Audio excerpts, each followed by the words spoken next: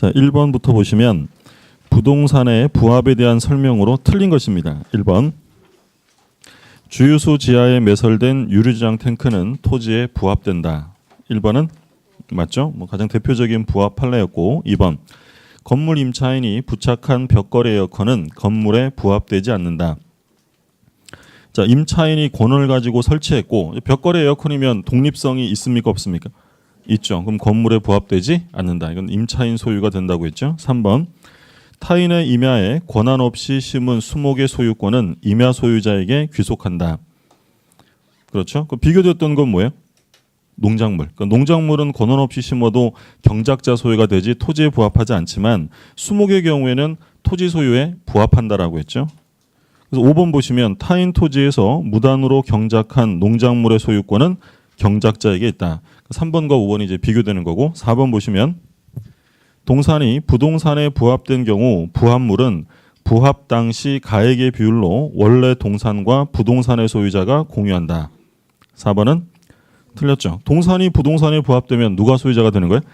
부동산 소유자가 되죠. 가액과 상관없이. 그럼 뒤에 나와 있는 거 부합 당시 가액 비율로 공유한다는 건 어디서 나오는 얘기냐면 동산과 동산의 부합이죠. 그러니까 동산과 동산이 부합되면 원칙은 주된 동산 소유자가 취득하고 주종을 구별할 수 없으면 부합 당시 가액 비율로 공유한다라고 했죠. 그 얘기고. 자, 2번 보시면 그러니까 틀린 지문은 4번이었고, 자, 공동 소유에서 틀린 것입니다. 1번.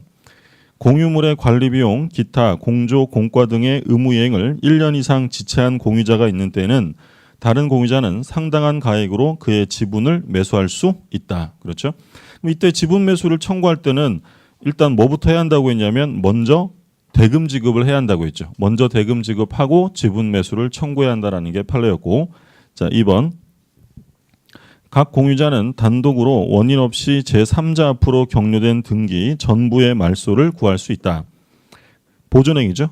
단독으로 전부의 말소를 구할 수 있고, 그럼 이 판례랑 비교되었던 건 뭐가 있었냐면 제3자가 아니라 공유자 중에 한 사람 앞으로 등기가 된 경우죠. 그때는 전부 말소를 구할 수는 없다. 그 사람 지분만큼은 유효한 등기이기 때문이다라고 했죠. 3번. 공유자 중 1인이 공유물을 배타적으로 사용하는 경우 그것이 공유 지분의 과반수 결의에 기한 것이 아닌 이상 다른 공유자는 보존행위로 그 공유물 전부의 인도를 청구할 수 있다. 3번도 중요한 판례였죠. 원칙적으로 공유자는 배타적 점유를 할 수 없고 지분이 얼만큼 되면 가능하다고 했냐면 과반수면 되죠. 그럼 과반수에 미달하는 사람이 배타적 점유를 하고 있으면 다른 소수 지분권자는 단독으로 전부의 배제를 인도를 청구할 수 있다. 그래서 중요한 게 두 가지라고 했죠. 단독으로 할 수 있다고 했고, 그리고 이제 전부에 대해서 인도를 청구할 수 있다. 4번. 공유자는 다른 공유자의 동의 없이 공유물을 처분 변경하지 못한다. 공유물을 처분 변경할 때는 전원 동의가 있어야 한다고 했죠. 5번. 공유물 분할에 있어서는 공유자 사이에 이미 분할에 관한 협의가 성립된 경우에 일부 공유자가 분할에 따른 이전 등기에 협력하지 않으면 다시 소로서 그 분할을 청구할 수 있다. 5번은 틀렸죠. 5번에서 말하는 건 재판상 분할, 공유물 분할 청구 소송은 언제만 할 수 있는 거라고 했냐면 협의가 없었을 때, 협의가 성립되지 않았을 때는 거고, 지금처럼 협의가 이루어졌다면 이때는 형성해소가 아니라 이행해소를 제기한다라고 했죠. 답은 5번이고, 자, 다음 페이지에 3번 문제 보시죠. 법정지상권에 관한 설명 중 옳지 않은 것입니다. 1번. 관습법상의 법정지상권이나 제366조의 법정지상권 모두 건물의 사회적 효용을 위해 인정되는 권리라는 점에서 당사자에 의해 포기할 수 없다. OX? 틀렸죠. 뭐가 틀렸습니까? 저 관습법상의 법정지상권은 얼마든지 포기할 수 있다. 임의적이라고 했죠. 다만 이제 366조, 즉 저당물 경매로 인한 법정지상권은 강행 규정이니까 포기 특약이 무효다라고 했고, 자, 2번 보시면 대지와 건물이 동일한 소유자에 속한 경우에 건물의 전세권을 설정한 때에는 그 대지 소유권의 특별 승계인은 전세권 설정자에 대하여 지상권을 설정한 것으로 본다. 제가 305조의 법정지상권이고 뭐만 좀 조심하시라고 있어요. 누구한테 인정하냐면 전세권 설정자, 즉 건물 소유자에게 인정하는 거죠. 전세권자라고 하면 틀리니까 그 점 조심하시라고 했고, 3번.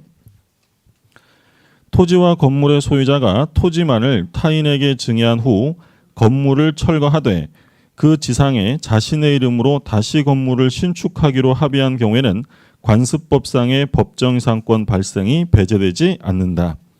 3번 맞죠? 3번에서는 이 판례는 이제 뭘 구별하셔야 한다고 하냐면 그냥 건물을 철거하겠다라는 특약만 했다면 관습상 이상권은 인정되지 않습니다. 근데 이건 이제 어떤 특약까지 한 거예요? 철거하고 다시 신축하기로 합의했다. 그러니까 철거 특약뿐 아니라 철거하고 자신의 이름으로 다시 신축하기로 합의했다면 토지 이용권을 포기한 것으로 볼 수 없다라는 판례였죠. 그다음에 4번 건물이 없는 토지의 저당권을 설정한 후 여기까지만 보면 답이 나와야죠. 인정돼야 안 돼요? 안 돼요. 나드지 판례죠. 건물 없는 토지에 저당권이 설정되었다. 이런 말 나오면 읽어볼 필요도 없고 인정되지 않습니다. 자, 5번 미등기 건물을 대지와 함께 양수한 사람이 그 대지에 관해서만 등기를 넘겨받은 상태. 자, 중요한 말이 뭐였어요? 함께 토지와 건물이 같이 팔리고 토지만 등기되었다. 그런 말 나오면 그 뒤로는 어떤 말이 나와도 법정이상권 인정되지 않는다라고 했죠. 성립할 수 없다. 옳지 않은 건 1번 지문이 되겠고요.